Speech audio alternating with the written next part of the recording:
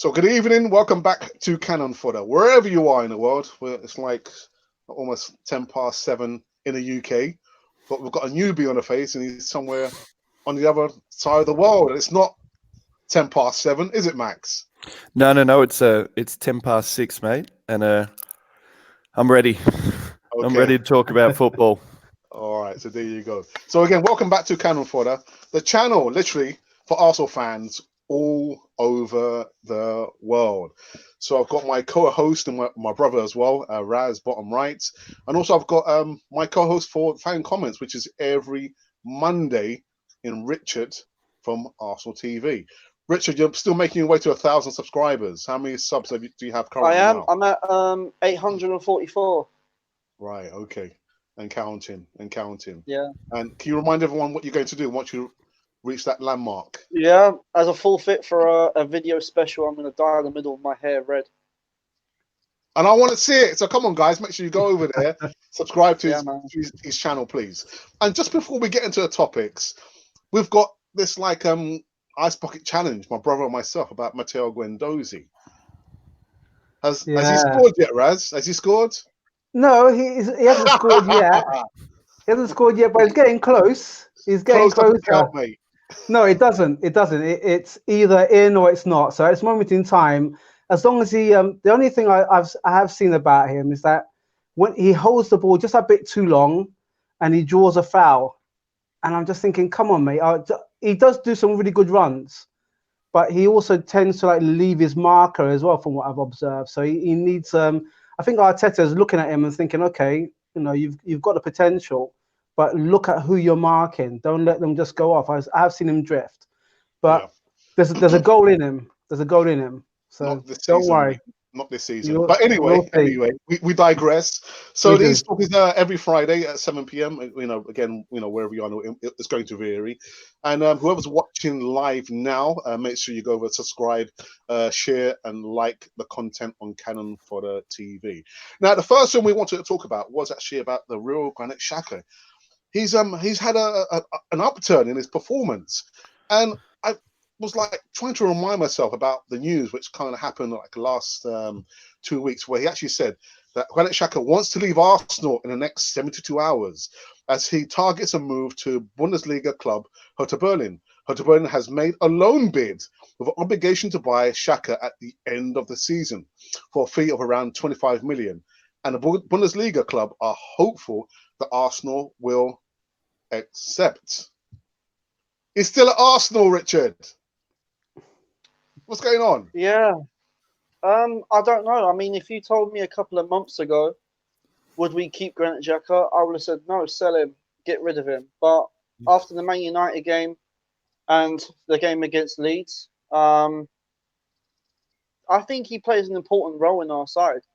It proves it against Chelsea, where you could say, yeah, we sort of missed him. But in the Man United game, I think it's down to the instructions of what Mikel Arteta has given him, because he knows the type of role that he wants Xhaka to do. What he does is that when Torreira gets the ball, in terms of getting onto the transition, he'll pass it to Xhaka, and then Xhaka will go forward and to spray the ball passes, and that's what his main role will be. So I think it's down to the manager. I think it's honestly down to Mikel Arteta why he might have changed his mind and not going. But based on his performance, I'm just debating whether to sell him or not. But in my own mind, I do think that we do need to get a defensive midfielder, i.e. probably Wilfred Ndidi. Someone that sort of caliber. I would actually bring a player like that in. I still think that Granit Xhaka is still a little bit slow for the Premier League. But at the moment, he seems to be doing the business. Yeah. Max, a month ago, we would have, personally, Richard and myself have had this conversation about Granit Xhaka with the armband situation, telling the fans to F off. Well, I mean, what are your thoughts on Granit Xhaka? Look, I've never been the biggest fan of his, while always accepting that he had a certain amount of attributes that, when allowed to play in a formation that hid the negative points of his abilities, that he was capable of being a good player. I'm not quite at the point where I'm willing to say that I'm going to give up on best part of 5 seasons of me saying that I don't think that he's a complete player, that I don't think that he's athletic enough. I don't think that he has the attributes required to play week in, week out in the Premiership. I'm not willing to change that. And I've looked at his last couple of performances. And to be honest, I think I probably gained more respect for Granit Xhaka in the last couple of games than I have done in much of his tenure, just because whether he's staying or whether he's going, he's made the decision to stand up and be counted. We saw across last season that our best defensive midfield pairing stylistically was Torreira and Xhaka. We've seen that Guendouzi struggles, like Raz was saying, we've seen that Guendouzi struggles with positioning, he struggles with explosive power, he struggles with getting turned.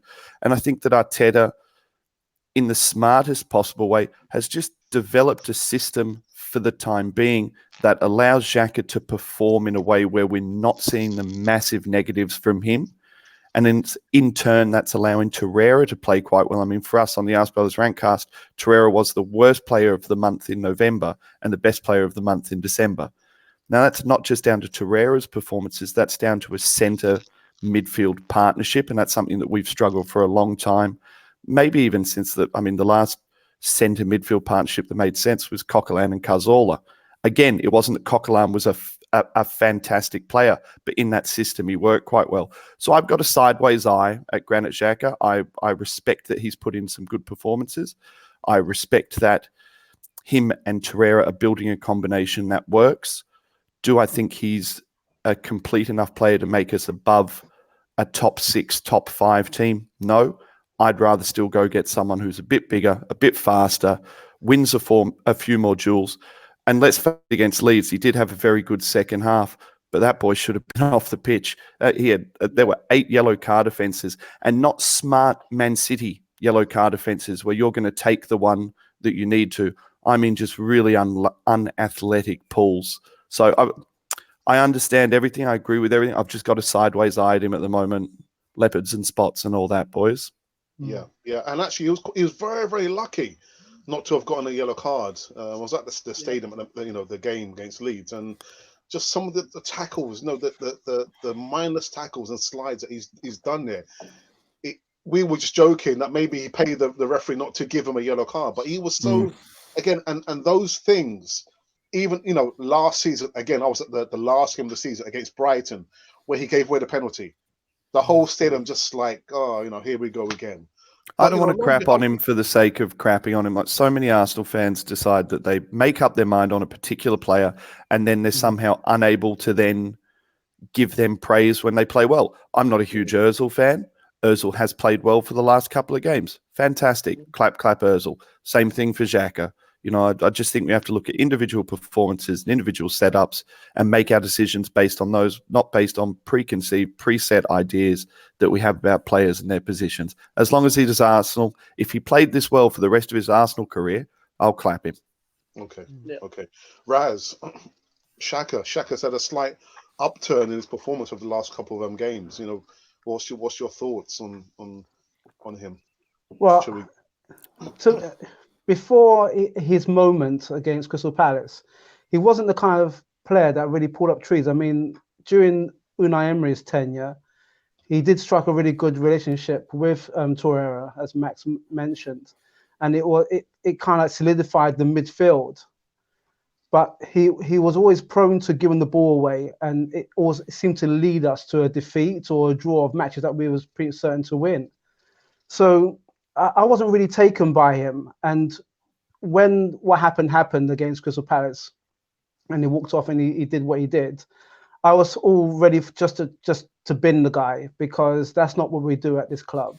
There's other players that have pretty much acted that kind of way and they've gone. I felt he was very fortunate in his statement. That wasn't an apology as such, more of a reason of why he acted that way. And I was thinking, well, this guy's going to be on his way out. I did read something in the Metro that the move to Hertha Berlin wasn't really on the cards as such. It was just more, it might have been just a reactionary kind of wanting to move away. But Mikel and Arteta seem to have given him that kind of clean slate, not just to him, but to all the other players, to say, look, you know what, I'm in.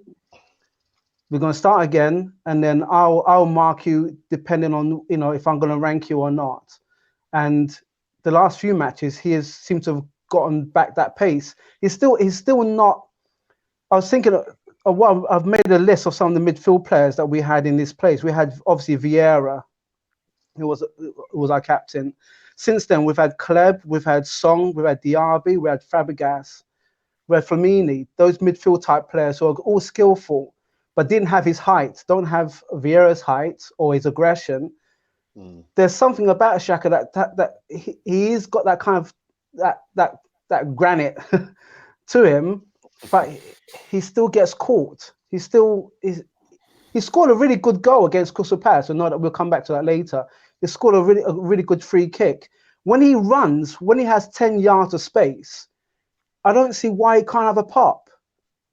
He just lays it off. He does spray the ball nicely and everything, but I want my midfielder to, when he takes a chance, when everyone's drawing away from him, that's the time when you need to have a dig. It's no shame in having a dig now and again, because you're making opposition think about you rather than, oh, you know what, he's going to pass it out wide, because that's what he does. So under Arteta's mentorship so far, he seems to have gotten back his edge.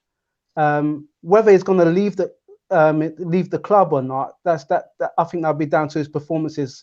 So far, he's okay. To me, he's not really putting up trees. He needs to grab the game by the scruff of the neck. Yeah. Richard did mention, his ideal replacement for Granit Xhaka, Max. I mean, which players currently would you think? I mean, I think we can upgrade on Granit Xhaka. There's no question about it. But in the bigger picture, going forward, long term, which players or player would you like to come in to challenge Granit Xhaka for that spot there? I mean, this is the question, isn't it? Because, I mean, let's face it, lads, we're not going to be playing Champions League unless something drastic happens and people above us bomb. Europa League with a run, yes, we could be playing Europa League, but still, it requires teams above us in the back half of the season to play worse than what we're going to play, and the squad still looks thin. And we're currently in the midst of what you imagine is the new manager bounce that we didn't get from Freddie because of the interim status. So we have to look at not just who we would like, but as Arsenal fans, we have to be realistic about who wants to come in and what level of player we're looking at. So if we're a challenging Europa League team, we're essentially looking at that slightly tier B player, which means we're probably looking at going and pulling someone who's not at a top club. We're looking at someone underneath the top club. So we would be looking at someone like Ndidi, but probably we'd be looking at Ndidi prior to him signing for Leicester, not now that he's at Leicester. So it's quite difficult. I've got to message him. Manny Riz, who does the ArseBros with us, he's very big into the French league. He's from Paris originally. And he keeps saying these athletic, like over 6 foot, African-based French players, there's loads of them in there, and you've almost just got to go in and grab someone and go for it. And I'll come back to me. I'll find his name because it came up on Manny's scouting thing, and he brought his name up 2 years ago, and he just popped up on one of the scouting channels that I follow saying that he could be something for Arsenal. So leave it with me. I'll come back to you. Okay. All right. Raz, do you have any players in mind that, would you like ideally to come at Arsenal and challenge Granit Xhaka for that spot there? That's one of the bits I'd missed out, to be honest, in my research. I was going into, but we need somebody like a Mane. We could have had Mane a couple of, was it about 3 years ago? We could have had Mane. It's Kante as well. Kante, beg your pardon, not Mane. Kante is the person I meant. He'd be quick at defensive midfield. I don't know how he'd be winning a challenge.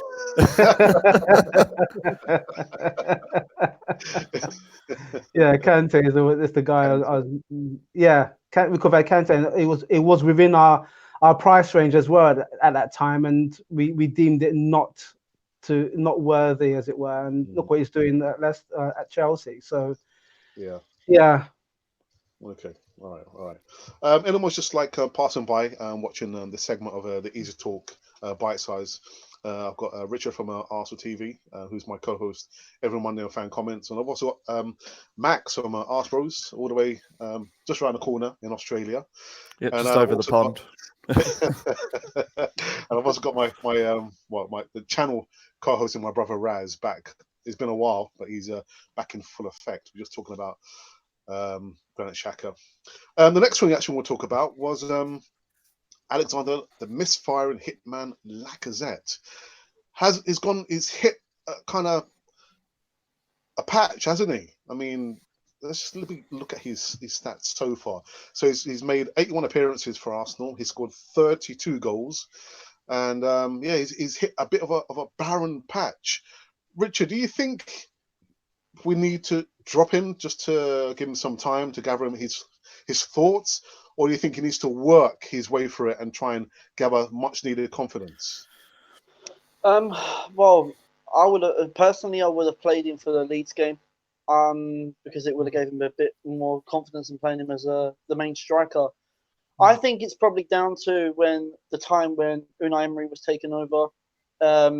He wanted Lacazette to play as like a target man, someone that can drop back and protect the ball to let everybody else run forward, as that sort of false nine player. But at the minute, I think he's low on confidence at the moment. And I think it's just down to the instructions that Unai Emery was giving him at the year and a half that he was there. But now Mikel Arteta has come in. I think that Lacazette might need to have a bit of time. Maybe we might need to play him as a main striker in other games like Europa League games and whatnot. So just to help him on his confidence. But I think that's just what he's lacking at the minute. I think once Lacazette gets that goal, I think he'll be back to his full firing self again. But yeah, it just depends when that goal is going to come for him. Raz, you said that you would like the players to have more shots at goal, and actually at the Leeds game, there were a lot of the front players, Granit Xhaka, Lacazette, Reece Nelson. To me, it's like they wanted to walk the ball into the goal rather than having a shot on goal. With Lacazette, he again, he did the same thing. He had so many chances. He had maybe 2 1-on-1s, and again, he kind of fluffed these lines. Do you not think that maybe he needs to be taken out of the first team and just let him kind of gather his thoughts, and then he'll come back a fresher number 9? Or do you think he needs to work his way through it? Well, that's the thing with strikers is when they hit a purple patch, normally they are fighting for positions because they know that the person behind them is going to come in, and if they hit a really good run, they're going to be thinking, well, when's the next match that my manager's going to put me in? Let's not forget when Lacazette first came into the fold, as it were. Arsenal used to keep him on for up to about 75 minutes, and then used to sub him off. So that kind of plays on your mind a bit. And then when Arsenal went, we had Unai Emery. Unai Emery played him up with Aubameyang. They formed a partnership. It was Aubameyang who gave Lacazette the chance to score a penalty to get his confidence up. So obviously, confidence it seems to be a main issue. When you're coming back from injuries and you're still competing for your place, those kind of things tend to play in your mind. It's just, for me, it's just short on confidence. He has had a lot of chances. I don't think it'd be a bad thing if we can put Martinelli up front, because that would do one or two things. It made you think, hang on a minute now, okay, he has been playing really well. And when he takes his chances, he will score, or at least it will get someone else to follow up to score as well. So that might make Lacazette think that he needs to start, burying those chances away. There was one spin he did against Man United, I think it was, when he played against Man United, and the ball just went for a throw. He went for a throw, and I was thinking that kind of summed it up a little bit. It's the fact that those chances he normally buries. So there seems to be some kind of psychological backlash with him. It's confidence. Maybe it's just the fact that he needs to play more with Aubameyang, because that's a good partnership as well. But then who do you sacrifice in that front front two, as it were. So, yeah, to me, it wouldn't hurt for him just to take him off because he's used to it. He may not like it, but then that kind of like gives you a kick up the arse in the sense as well. It makes you think, okay, if I got competition, then I have to start putting the chances away because that's what I'm paid to do. Yeah. So, yeah. Max, did he play 90 minutes against Leeds? Lacazette, I think he did, didn't he? Yep, and he was my man of the match against Leeds, and he was my man of the match against Man U. So I wonder if the question is not, that he's misfiring in his overall performances, but obviously misfiring in front of goal as far as goal production. I mean, for me, I go back to the Standard Liège game where he threw his toys out the pram. He was meant to go out there and lead the kids, and he had a big sook, played terribly, didn't run, didn't work. And again, as Arsenal fans, we love a low-hanging piece of fruit. We're quite happy not to jump for the fruit. We're quite happy to jump on the first thing that we see and say, and myself included, I put my hand up, no effort. You were meant to go out there and lead. Against Man U, he absolutely worked his hole off. Against Leeds, again, he absolutely worked his hole off. And I mean, I think we get caught sometimes in thinking that the modern archetypal striker is still an Henry or an Aubameyang, when I think in a lot of ways the modern archetypal striker is a Firmino.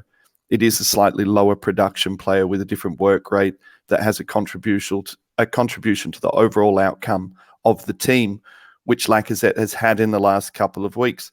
So confidence in front of goal is lacking, but his desire, his link-up play, his riding challenges, his holding up the ball, are all as quality as what they have been for some time. I think he's on the road back. And I think like anyone, a couple of goals, a couple of decent goals, and he'll be back. But his production has never been high. I mean, except for I think it was his final season and a half in France, his production wasn't particularly high. He's lacking a couple of finishes that he had last year. He had a turn finish last year where he held the ball up, he backed in, he was able to swivel on it. He's tried to hit that a couple of times, and Bobby Zamora'd it into Rosette. So I just think that sometimes we have a look at players, we have a look at a single attribute because he's a striker. We look at that single attribute that his role is there to provide goals. Well, for a long time at Arsenal, we've actually suffered from not having goals through midfield, not scoring enough goals from wide areas. And we want to get back to this idea that we're going to have this guy who scores 30, 35 goals. I mean, right now, I think statistically, Giroud has a better conversion rate, a better chances rate, a higher XG rate than what Lacazette did. So it's kind of 6, 1 half a dozen of the other in a lot of ways. Misfiring in front of goal, yes. But on his last two performances, at least he looks like he fancies being at the club now and he wants to fight for his spot. Yeah. And so does Aubameyang. I want to talk about Aubameyang wanting out. I think he has said in the press that no, I'm happy. I'm happy to be at an Arsenal. So again, we mustn't believe everything that we read. From everyone, from players as well, coming out and giving statements saying, I'm happy and I'm here. Well, how many times have we heard that? And then the player goes and forces a sale. So we'll keep it. I put a tweet up the other night saying, until it's done, until there's a picture of someone holding a shirt. Exactly. I refuse to buy into it at the moment. I won't click the articles. Show me the signed piece of paper, and I'll start a chat about it. Yeah, we've been suckered too many times as Arsenal fans. So many. Yeah. Al, do you know what I like to always say to people is that if we sold the Lacazette and we sold Aubameyang, who are we going to bring in that will score those type of goals week in, week out, the amount of goals that Aubameyang scores? Now, if you look at the most top strikers in the world today, they're over 30 years old. So that's what people need to realise. So it's not really much about the age. It's more or less how much they keep their fitness up to still produce the amount of goals that they do. This is why Arsenal need to tie Aubameyang down to a contract. I don't think it's possible. I think as a 30, 31-year-old, if Real come knocking and you're in the statistics to be a top 10 striker in the world, which he is, I think he's a top 10 striker in the world over his last 6 seasons. When you're 30, 31 and you've come to Arsenal Football Club and just had a board hold on to a manager for best part of 4 months too long, You're not being fed by world-class players. You've got, guys like Reece Nelson outside you and ESR being folded into the team and, 20-year-old Genduzis and guys like that. And a top club comes and offers you your last contract to go and win the Champions League. He'll spoil for an exit. And very, very luckily for us, he's been good enough. He's better, or his stock has gone up since coming to Arsenal, not because of us, but because of his own performances. Yeah. So for me, he's worth more than what we bought him for. And I would never say best case scenario is we sell him, because I completely agree with you that you have to hold on to world-class goal scorers because there aren't that many. I mean, we're now being linked with Cavani. Hooray. That sounds like a terrible idea. But 70 million, 75 million, if we can get the Croatian lad back the other way, and we can get 40 million on top of it for Aubameyang. If Lacazette did decide that he wanted to go, great. As long as we get the money for people now, that's what's important at Arsenal. No more Bosmans, no more contract rundowns. If you want one of our players, we will get the money, and it has to be enough money for us to go and replace. Who to replace with? That's another story. Yeah. But I was actually going to say that, it's all well and good that we sell players now with this new administration at a good price, but we can't be so frivolous like we have been in the past and not really sourcing out good players who are going to bring us to the next level. There's actually a comment on Twitter, and it's the person's asking about the players that we would like to see gone in this transfer window, Max. Which players do you think probably need to leave, if it's possible, in this transfer window? I know on loan, but I mean, which would I like to leave, and what makes sense as a football club? What makes sense as a football club right now is that no one goes, we stabilise, and maybe we go into the loan market and we try and get ourselves some cover out of defensive mid. We get Arteta to stabilise the ship. We move through until summer, and we don't make panic buys. January is a panic buy and an overspending window. You get two things out of January. You either go to a club who's desperate and you offer them too much and you get someone, or you get a player who's pissed off and spoiling for a leave. The only reason why we bought Aubameyang in January is because he had made it known to Dortmund that he was done with them and they needed to move him off the books. So look, in my opinion, I think it's not about removals. It's about stabilisations at Arsenal right now. I think we have to go pick up a centre-back. I don't want to go and buy a centre-back because we need a centre-back if that's not the centre-back that Arteta wants for the next 3 to 5 years. For me, it's not about buying players because we desperately need players. It's about highlighting targets, going and getting those targets, spending what we need to spend on those targets within an age demographic, within an idea of what the club's going to look like over 3 years, buying players who make sense with the playing style, with the coaching style. For me, if I remove January in summer, what I'd like to see removed is I'd like to see almost the entire captaincy belt removed. I'd like to see Xhaka gone. I'd like to see Ozil gone.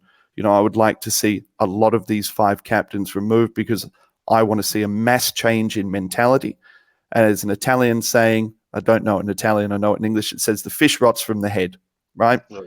And I think that we've rotted from the head for a long, long time. And one of the ways you get rid of that is you say, let's reestablish the leadership group. Let's start afresh. And it comes back to what you were saying about Xhaka. Would you keep Xhaka? He's stained.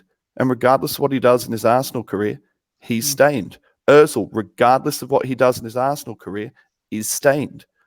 We can cover it up and, throw an extra blanket on the bed, but it doesn't matter. There's a big, horrible spoil there. And I think that's what we need to do. I think we need to go in there and we need to buy a couple of captains, buy a couple of leaders, reestablish what Arsenal Football Club is all about, move forward in the summer.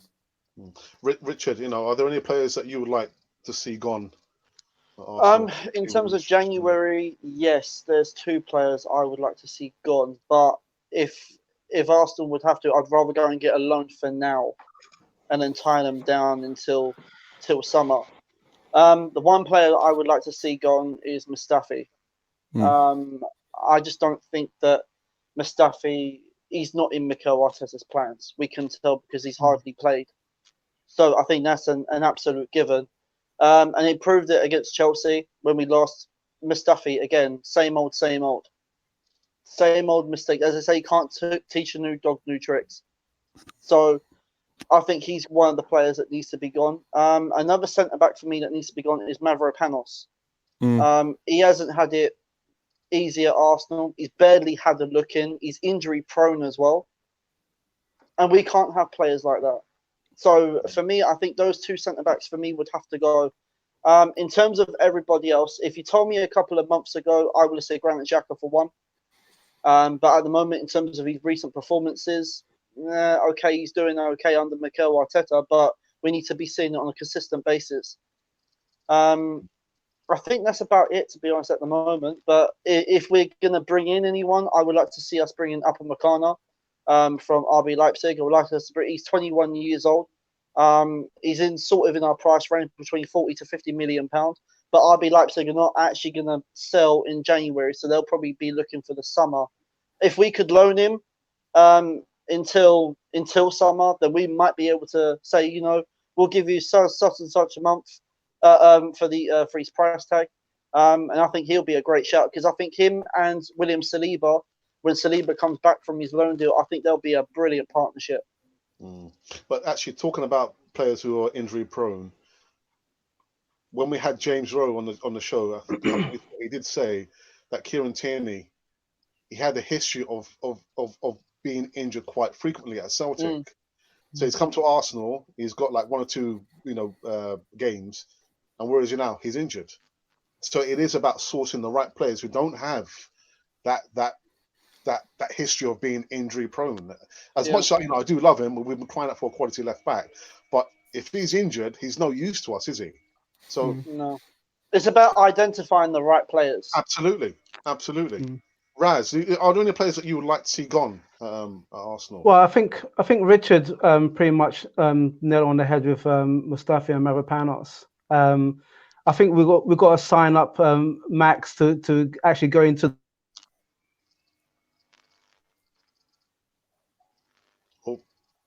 We've lost him. What was he going to say before that? Guys, you know what? I was just saying before. What was your thoughts on Bellerin? Because I'm just thinking now that he's injured, and I'm just thinking now that when I have seen Bellerin play, he's not as quick as he used to be. He's very slow off the pace. I know it's down to his ACL injury. I understand that. I get that. But would you not consider bringing in another right back?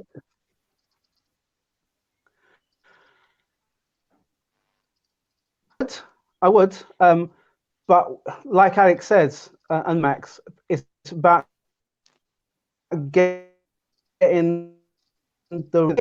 If you remember, I have to go back quite a few years back, when we needed our players to come through the tough month, which is always going to be November, December, and January, with injuries. If it wasn't Ramsey, it'd be Fabregas. If it wasn't Fabregas, it'd be Diaby. If it wasn't Diaby, it'd be Firmini.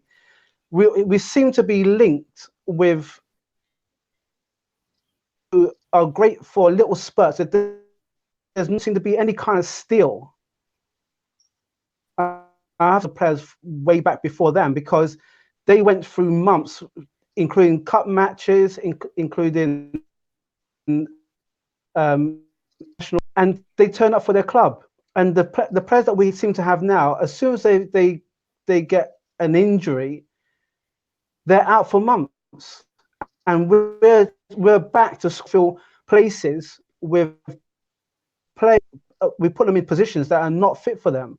If you look at Maitland-Niles, Ainsley Maitland-Niles, he seems to be more in this time now a right back than the right pass, but it's because we're playing him out of our position. So we need to start getting players who are just fit, not just for their countries, but we always said that this league it's not a sprint. I was looking so forward to having Tierney as a left back, and like Alex says, the guy is injured. So are we going to start and detach and say, look, you know what? Actually, that's not good enough. We need to set up a team that is hard enough to stand on its own when it needs to, with the players that will bring in the results that we need. Bottom line. Max, where do you stand with Bellerin? We put an unpopular opinion on the last podcast we did that Ainsley Maitland-Niles is a better right back with higher ceiling than Bellerin when fully fit and confident. So we've seen 6 months of quality Bellerin in the last however long. I always used to give him a pass under Wenger because I was always really heavily of the opinion that Wenger's football didn't necessarily suit right backs and left backs not being done on the transition. That he had players like Theo Walcott in front of him who didn't track back for him. He was constantly isolated, constantly having to come inside and recycle the ball. But I just don't think that anything's changed for Bellerin particularly, over the years. And I think, again, it's another outcome of where we love an Arsenal lad at Arsenal. He's one of ours. I mean, I know he's the Spanish Cockney, but we see him as one of ours. And what happens as Arsenal fans, we become so obsessed with these youth players that we back them and we back them and we back them. Now is the time for ruthlessness. And I think Arteta has that bit between his teeth. He's worked under Pep. He's seen what City do.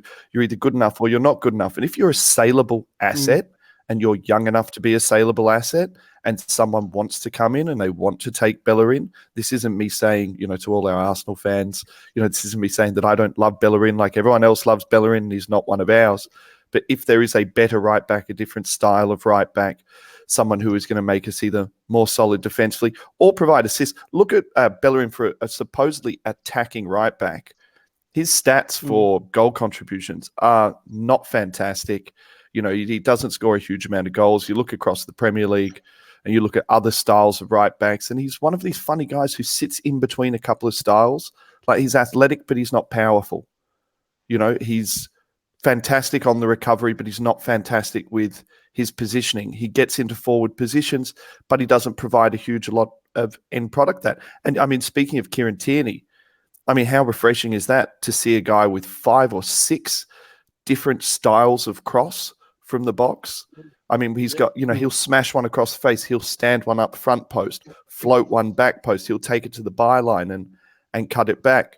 I mean, that's a stark contrast to Bellerin's kind of one whipped ball in, or Kolasinac's eyes closed, smash across the face. I hope someone gets a toe on it. So I'm really big at the moment. We've been watching Arsenal for so long. We've been mediocre now for a really, really long time, and the mentality must change. It doesn't matter whether we love someone. It doesn't matter whether they're an Arsenal man. Nothing about that matters anymore. We're not a Champions League team anymore. Sod being a premiership winning team, that's a dream too far. That's a gold pod at the end of a rainbow with a leprechaun guarding it at the moment, right? We need to get back to that 4th slot. And for us to get back to that 4th slot, unfortunately, I think we need to bin some of these players who have a maximum ceiling of, say, 75 out of 100. And for me, that might just be Bellerin. Yeah. Max, just before going to the next segment, was Arteta your choice to come in at Arsenal to coach and manage? I had big issues. So my main man was Rafa Benitez, was who I wanted to bring in because I wanted to solidify the club. And I thought, okay, we're going to have a really trying season. Let's get someone in short term. I didn't want Vieira in. I didn't want Henry in. I was midline about Arteta. So I was right on the fence about Arteta. When he was announced, I wasn't blown away by it. I was of the belief that with a board in such disarray and a club in such disarray, that bringing someone in who had a little bit more maturity and could manage 360 degrees, so manage the players downwards and manage upwards, was maybe a smarter move. But look at what he's done. I mean, yes, and I'm intentionally keeping my powder dry at the moment online because, look at Rio Ferdinand with Solskjaer. Like, he's a walking meme now with his paper and sign him up and 5 wins on the bounce. And, I don't want to be a Rio Ferdinand. I wouldn't mind his money, but I don't want to be a Rio Ferdinand. So at the moment, I'm looking at it. I'm saying currently, at this moment in time, it is looking like a good appointment. It's the same board with the same issues, with the same guys handling the transfers. Yeah. So let's wait until summer. Let's be nice. calm Arsenal fans for once in our lives.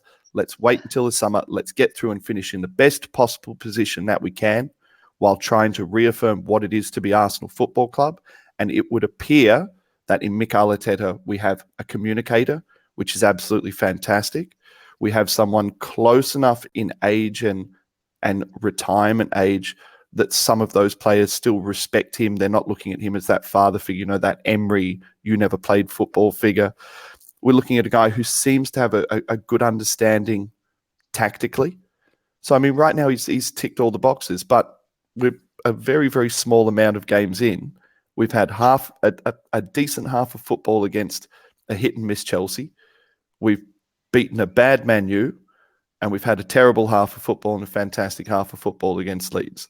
So I'm all for Mikel, but we shall see. Yeah.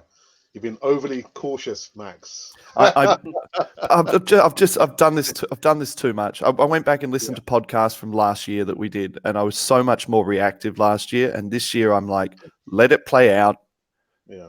Make your commentary on it once you know what the outcomes are. Right now, I like him. Yeah. Until he starts to lose, and you'll be calling Arteta out. But that's going to be a total another podcast. All right, okay, and we're going to go and talk about the last topic of the evening on Easy Talk Bitesize, and it was a matter of Premier League action. We're back in action again on a Saturday. Yes, Saturday. I think it's a 12. Is it an early kickoff, Richard? 12:30. 12:30, isn't it? 12:30. And the last time we met Crystal Palace, we kind of messed it all up. Early goals by Socrates Papastathopoulos. And then David Luiz, only for us to give it away. And we gave it away, and they got 1 point. Raz, what's going to happen this time round? We're going to win. That's just me just being ultra. That's me just being ultra optimistic. No, that's the thing with Crystal Palace. You just don't know. Zaha up his game. You know what I mean? All he needs to do is just trick his way into the penalty box, fall over his feet. Referee gives it, and they score from the penalty. So, but VAR, I don't know. I think. Oh yeah. Your friend VAR. I hate VAR. You might as well just have 4 blind men on the sidelines, to be honest, and do a better job. Yeah. I think the way Arteta's setting us up at this moment, when we went in half time against Leeds, he gave them the hairdryer, telling them that it's not, it was simply not good enough, the performance. And I think from what I heard as well, when the players were interviewed afterwards, they said that how the manager told them what Leeds was like, and it was no surprise that when they went into the dressing room that he was there waiting for them to lay into them. And that's what these players need. They need a good shake-up. There's no point just crossing the white line and thinking, it's okay, I'll do what I've got to do. You're there to do the job. And if the manager sees you're not doing it, it's not like any of the other managers in the past who will put their arm around you and say, oh, now come on now. This is something totally different. You know what I mean? So I think we'll just maybe sneak a win, but it's gonna be tough. We're gonna make it, as usual, we're gonna make it difficult for ourselves. So can I eke a prediction out of you? I'll say 2-1 us. 2-1. Yeah. Richard, what's your thoughts on the game? Have you done your preview for the game? I'll be recording my preview after this. Right. So okay. yeah, so that's gonna go up very late tonight. Do you know what? I'm hoping for another clean sheet. Seriously, I'm hoping for another clean sheet. But against Crystal Palace, we've never had it easy. We've never had it easy. Especially the game where we lost 3-2 at home, all down to Mustafi. And then, and then we drew 2-2 away from home at Selhurst Park, where Granit Xhaka lobbed in that free kick. Yeah. So our record against them, we haven't got a bad record against them, but it ain't gonna be easy. And I reckon Mikel Arteta will get it into their head and say, look, he'll give it the warning. about Crystal Palace and what they're capable of doing. Because he will know under Pep Guardiola when Man City used to come up against them. It's all about using the right tactics and the right energy levels, and the intensity has to be right upon it from minute one. We've got to go from the start and go for the throat. Because we're in this, I think we're in a much worse position now than what we've ever been, what I know of. Yeah. We're 10th in the league. Crystal Palace are 9th, I think. So it's not going to be easy, but the table is there, and obviously where we are, it proves something, that we are not a top 4 team at the minute. Absolutely, yeah. So it's not going to be easy, but Mikel Arteta has to get the tactics spot on, and the players need to work hard. Yeah, yeah. But like Max said as well, we've got a long way to go to get rid of that mentality. Yep. Is Arteta the right person? Only time will tell. Max, your thoughts on the game tomorrow, Crystal Palace? Yeah, Palace is never an easy one, is it? I mean, as an Arsenal fan, I think we've grown accustomed to having bogey teams who run hard and sit back and have a couple of players. I think back to the Bolton teams that we struggled against, and the Blackburn teams that we struggled against, and the Stokes and things like that. It never seems to be, a high-flying team who comes out and plays football against us, because when people play football against us, we come to the party. I think we struggle against managers like Roy Hodgson. I think we struggle against organised teams who set up to allow us to have that meaningless possession in that U shape around their back four. But under Arteta, we have seen tempo other than the half against Leeds. And you would hope that the bollocking received at halftime has some resonance into the start of the Crystal Palace game. Arteta's made it clear he's not going to stand for anything below a certain level of output. And I think at Arsenal, whenever we see output, we see results. So it's not rocket science for these guys. It's like output plus the players that we have with their skill level is essentially going to equal at least competitive matches. I don't see us kind of conceding first under Arteta like we have been. Like previously, I was always like, oh, we'll win, but they'll score a goal first. I don't think we'll keep a clean sheet. I just don't. I think it'll probably be 2-1. And I think the important thing is cohesion. I think we've seen the meaning of cohesion under Arteta and outside of Emery. So, people are talking about, oh, well, you've got to bring in Reece Nelson to cover Zaha. But the other argument to that is with Zaha so far up the pitch, Pepe finds space and then, runs at their left back. And then and I think we need to get back to that mentality of saying, this is Crystal Palace. It's not City. It's not Liverpool. We need to go there, to use a horrible Emery word. We need to be the protagonist, boys. We need to hold the ball. We need to have the possession. We need to make sure that we're getting our consistent attacks on goal.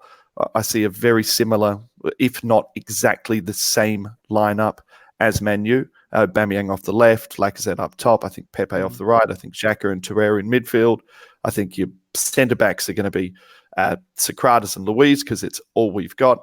Kolasinac off the left. Yeah, well, we'll see about that one.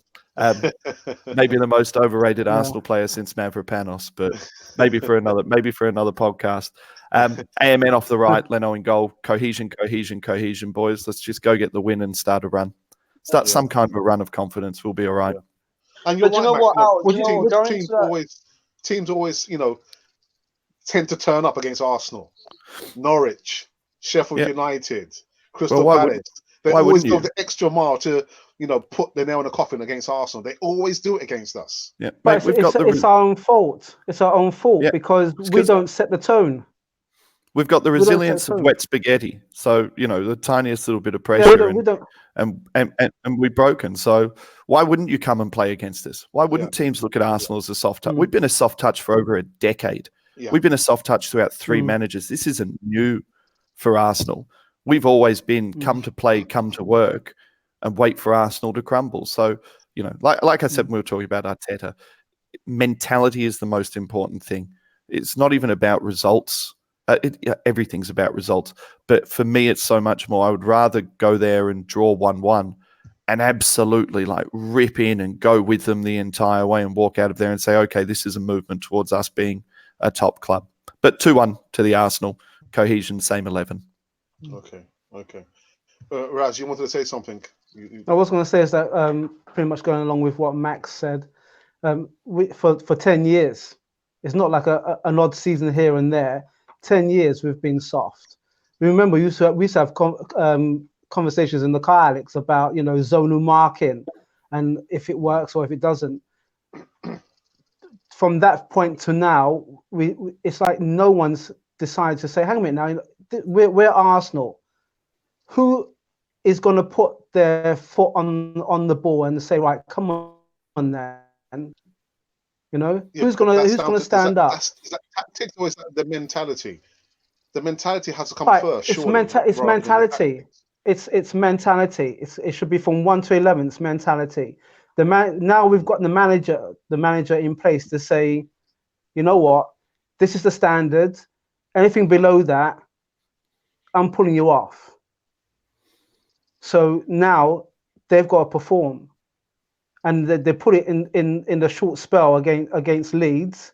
They were knackered when they came off the pitch against Man United. So now that's what the kind of effort that us as fans want to see every week. So it's got to be to a man. Richard spoke about I think it was like a few weeks ago, Richard, when you wasn't here to talk about players wearing short sleeves. And at Arsenal, there is this history of whatever the captain wears, the whole team has to wear. So if your captain's wearing short sleeves and it's snowing like nobody's business, everybody else should be wearing short sleeves. But you still got players wearing the long under thermal thing. Yeah, you don't normally see players like rolling up their sleeves and ready to fight, whatever the weather. We don't see that. Not like back in the day when we had the Invincibles. They couldn't care if they went out in just their shorts. They'll still go out there and fight. When we had the Invincibles, we had teams that were coming up against us. They knew they was going to lose before the ball was even kicked. Because it's a mentality. They were scared of the team. So they knew what they was coming up against. If you look at the players now, they're like, yeah, it's Arsenal. Yeah, come on, let's go and get the win. There's no fear anymore to us. There's no fear. And this is why against whatever team that we play against, we can't show no fear. One thing should be on our mind, and that's 3 points. But Richard, if you remember as well, in one of these programs, I did say to Alex once before, it was Vieira and Keane. Keane used to say that, no, actually, United bunch had your own way for too long. And this Arsenal team came up and we had a different mentality. That mentality should have kept on from that point when he left to now. We didn't have that air of the fact that we know from a man where I need to be in order to get that ball to either have a crack on goal or to lay on the pass that will score. So it is a mentality. That mentality has to stick now. Now Arteta's the man to tell him and to show him that's what we need to do. And there's no clear captains in the squad, Max. Who can you pick as a captain in Arsenal? And we spoke about this in the preseason. Xhaka was never a choice of mine. Aubameyang was certainly never a choice of mine. I'm not a fan of golden boot players, of your top striker doing anything but coming out and painting in bright colours. It's like telling an artist that you need them to paint in between the lines. This is kind of what I was saying about a clear out and starting to bring in mentalities that are going to look at doing something new and doing something different and coming in and re-establishing what it is to be Arsenal. I mean, I look back at, like Van Nistelrooy missing his penalty and getting jumped all over, and all the Arsenal players getting around. Yeah. And I'll tell you something interesting. There's a lot of stuff on Twitter about Holding and Xhaka having a go at each other and people saying that was a negative thing. That's a massive positive. Massive positive. That's two guys who went at each other because they both thought that each other had done the wrong thing. That means you've got a manager on the training ground who's forcing a culture of accountability. Yeah. And at Arsenal, the accountability hasn't been there for too long. We've been fair weather players, fair weather training. You look at all the videos where we're just doing rondons and circles and, and nutmegging each other and stuff like that. I guarantee you, yes, there's an element of that, but there's been too much of that at Arsenal for too long. And you know what? It's time to get in. It's time to do beep tests. It's time to get your numbers up. And if you don't want to come to the table, you can go. And if you look at one thing that Arteta must have had a massive impact on, he's told them you make each other accountable on the pitch. Yeah. And for me, that says that Holding's a leader. because they went at each other, and he had a crap game, but he was still willing to go at someone for something. So it's a good thing, not a bad thing, and it shows a change in culture. Absolutely, absolutely. And Al, even did in did you also interview see that that? 1 second, I just want to make a quick point before we go on. With the interview that Ian Wright did with Dennis Bergkamp. Dennis Bergkamp said that, when he sees the videos that they train at London Coney, there's lots of laughter and joking going around. He said back in his day when he played Arsenal, you wouldn't see that. Like the people, players would be going at each other. There's too much niceness going, in a training ground. So there's nothing wrong with players, going at, each other. It shows passion. It shows passion, and that's what's been lacking at Arsenal for the last 10 plus years. Sorry, Richard, you want to say something before we wrap up? I've noticed in one of the comments that Mikel Arteta made, he's saying about us being for us to relax. He come out and said that we're not good enough to relax. So it proves that he knows that we are not good enough to just lay back and have a laugh in training. We need to get down to business. If anything, I'm not looking at top 4. I'm looking at top 6. Because I think that we're too far behind everybody else at this stage in the league. There's only 16 games left in the league. So these players need to buck up their ideas and get their head down and just get on with the business. Don't worry about the laughter. Do that in the dressing room after you've got the 3 points. Go out there, do the job. Lead by example. We want to see you come off that field with blood, sweat, and tears to say, you know what? They've put in the effort. They've done exactly what we asked them to do. Yeah, maybe we didn't get the win, but at least they gave 110%. And that's what Mikel Arteta wants. After that Man United game, I was happy. I was happy because I saw everybody, they struggled to walk off the field. That's what us fans want to see week in, week out. Max, do you think you'll play Ozil tomorrow?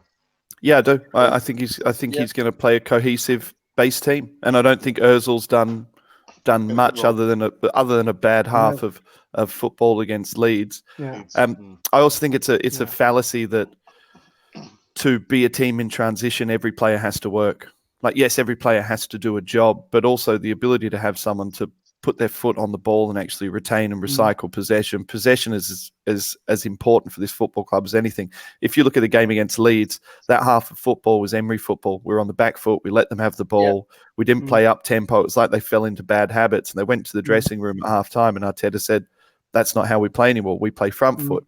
All of a sudden, Guendouzi goes from being worst player on the pitch to maybe man of the match in the second half. That's not a surprise. All of a sudden, David Luiz playing on the front foot looks like a half-decent centre-back. That's not a surprise. So positive football, get on it, put your players on the pitch. Even playing Aubameyang off the left, that I've been like, oh, I don't really like that. In the past, I'm like, well, I do like it when he's going to run and he's going to track back and he's going to make effort. Yeah. All right, listen, I'm going to call an end to this segment of the Easy Talk Bite Size. But before I do, I want to say a big thank you to Richard from Arsenal TV coming back on Cannon Fodder TV. Remember, he's my co-host every Monday for the fan comments, where we go through all the comments right here on Cannon Fodder TV. Richard, thanks again for coming back. Yeah, more than welcome. And, thank you to Raz and Max for having us on. So, yeah, as well. Okay, cool. And also, Max, just around the corner from Australia. Thanks for coming finally on Cannon Fodder TV, mate. Cheers, mate. Fantastic channel. I love what you do. Cheers. And my channel co-host, my brother Raz. Guendouzi's not going to score this season. It's coming, Ajax. It's coming. I've got that cold ice bucket challenge for you, just waiting by my side there, mate. So yeah. Well, when it comes knocking, don't go running, bruv. It's going to come straight to you. It's not going to score. I hope you got your bikini, mate, for the ice bucket challenge. What, your bikini? The one I used to wear. So. Anyhow, guys, thank you very much. If you've been wondering who or what you've been watching Cannon Fodder, the channel for Arsenal fans all over the world. And hopefully, there's going to be a win and 3 points tomorrow.